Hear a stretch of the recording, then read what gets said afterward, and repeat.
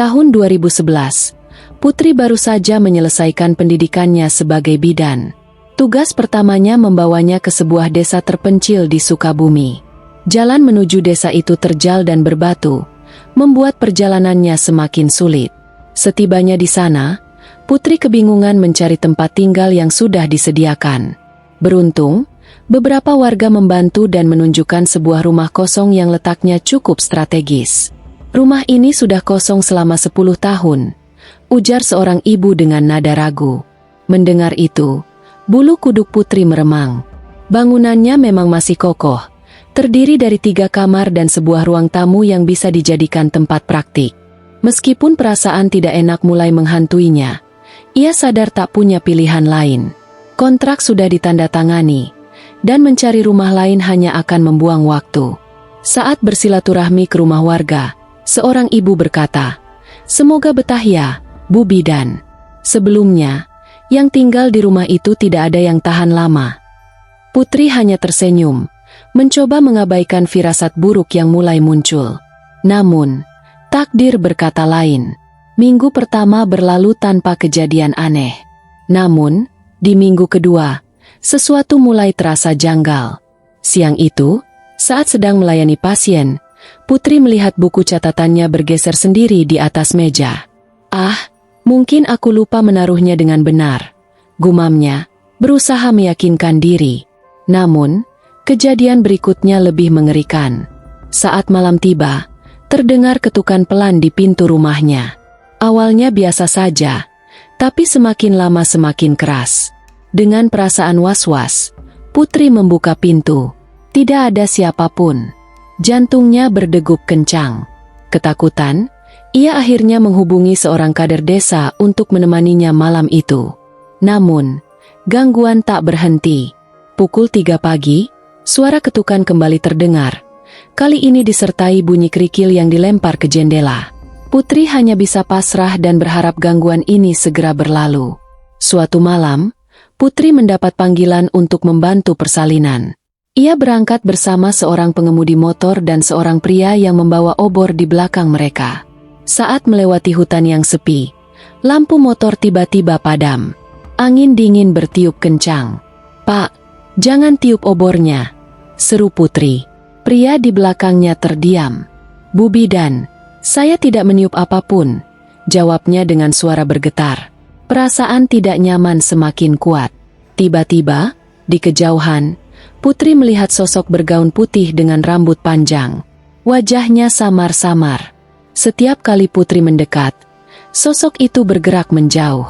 Putri berusaha mengabaikan bayangan itu dan fokus pada tugasnya. Namun, dalam perjalanan pulang setelah persalinan, sosok yang sama kembali muncul di tepi jalan. "Pak, lihat itu. Ada yang berdiri di depan sana," bisiknya. Pengemudi motor mengernyit bingung. "Apa, Bu? Tidak ada siapa-siapa."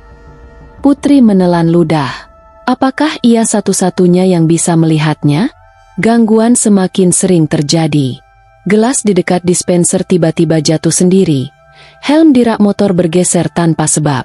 Ketakutan makin memuncak ketika salah satu teman Putri kerasukan saat rumah itu diruqyah. "Saya sudah di sini ratusan tahun. Kalian datang dan bertingkah sewenang-wenang," teriak sosok yang merasuki tubuh temannya. Ia marah, mengancam, dan bersikeras bahwa rumah itu miliknya. Setiap malam Jumat, warga bercerita tentang sosok perempuan berselendang merah yang muncul tepat 100 meter dari rumah itu. Meskipun Putri tak pernah melihatnya, banyak laki-laki di desa mengalami teror aneh setelah melewati tempat itu. Namun, Putri memilih bertahan. Ia bertekad untuk menunaikan tugasnya sebagai bidan, meskipun ketakutan selalu menghantuinya. Di tahun ketiga, Putri mendapat pasien seorang ibu hamil yang kondisinya tampak baik. Namun, ada satu hal yang mengganggunya. Wanita itu lebih memilih dukun beranak untuk menanganinya. Saat Putri mengikuti proses pijat yang dilakukan dukun beranak, ia melihat sesuatu yang aneh. Seorang emak-emak mengeluarkan benda berbentuk besi, membacakan mantra, lalu menempelkannya ke perut pasien. "Ini mempercepat persalinan," katanya.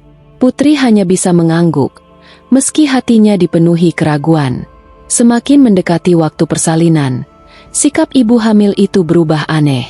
Ia menjadi pemarah, terutama kepada Putri. Ketika Putri mencoba berbicara dengan suaminya, sang suami hanya menghela napas, seolah-olah ada sesuatu yang ia sembunyikan. Pada malam kelahiran, Putri dipanggil ke rumah pasien. Saat ia sampai, dukun beranak sudah bersiap dengan kemenyan dan air yang telah diritualkan. Putri memeriksa tekanan darah pasien dan terkejut. Sangat tinggi. "Neng, tidak usah pakai alat-alat itu. Percaya saja sama emak," kata dukun beranak itu. "Tapi, Mak, ini berbahaya. Kita harus segera membawanya ke rumah sakit," jawab Putri tegas. Dukun beranak tampak marah, tapi akhirnya mengalah. Dengan susah payah, mereka mendapatkan mobil bak terbuka untuk membawa pasien ke rumah sakit. Di perjalanan, pasien tiba-tiba mengamuk. "Kenapa kalian menolongku? Ini bukan anak kalian. Ini milik saya," teriaknya. Suaminya panik, segera membacakan doa. Setibanya di rumah sakit, ibu itu melompat dari mobil dan memukul perutnya sendiri. "Jangan ada yang menolong bayi ini. Ini milik saya. Saya akan membawanya." Putri merinding melihatnya. Dengan bantuan dokter, proses persalinan berjalan lancar, meskipun ibu itu masih terus berontak.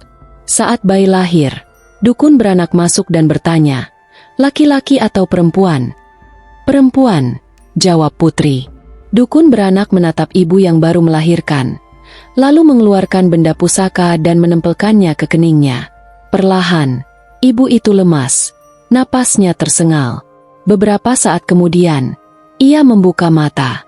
"Bu bidan saya di mana?" tanyanya lemah. "Ibu di rumah sakit. Baru saja melahirkan," jawab Putri. Wajah ibu itu berubah bingung. "Tidak mungkin.